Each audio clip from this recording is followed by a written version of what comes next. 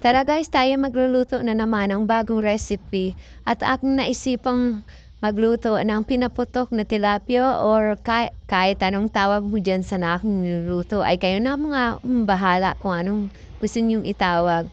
May nakita kasi ako sa palengke na yung fresh na tilapia, buhay pa siya ng binili ko. Ayan, malaki siya guys, kaya isa lang ang binili ko, tamang-tama lang sa akin. At kung gusto ng aking mga anak ay bibigyan ko. Naganda lang ako ng foil, nilagyan ko ng margarine at oyster sauce sa foil. At ang ating tilapia nilagyan ko sa tiyan ng ating hinalong sibuyas, kamatis, luya, at pepper at konting asin nilagay ko dyan. At yung buong tilapia pala ay pinaliguan ko ng pepper, asin at pabrika. At ayan na nga at ating ire-ready na ang ating pinapotok na tilapia.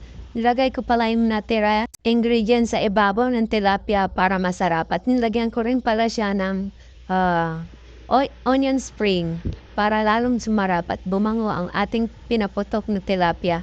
Masarap to guys. Ayan na nga at nilagyan ko pa ng maraming sibuyas para mas lalo siyang sumarap. At ayan na nga guys, ganito pala ang ating pagbalot sa ating pinaputok na tilapia. Tiyakin lang natin na walang masisingaw sa ating pinaputok na tilapia. At nangganda na nga ako ng ating pan na nilagyan ko ng konting mantika. At pagka mainit na, atin na ilalagay ang ating tilapia. At tatakpan lang natin to hanggang sa maluto. Hanggang 15 minutes lang natin siya lulutuin guys. At pagka ganyan na nga ay ating ahahunin na at yan na nga ang ating pinaputok na tilapia luto na. At kung nagustuhan nyo nga ang bidyong ito, huwag nyong kalimutang mag-follow. Salamat sa panonood. At nandyan na nga si Tikim Boy at titikman na ang ating pinaputok na tilapia.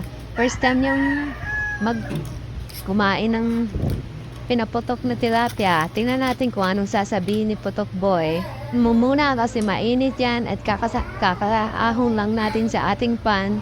Yan. Ano na nga ang judgment mo, Tikim Boy? Very good, Han. Thank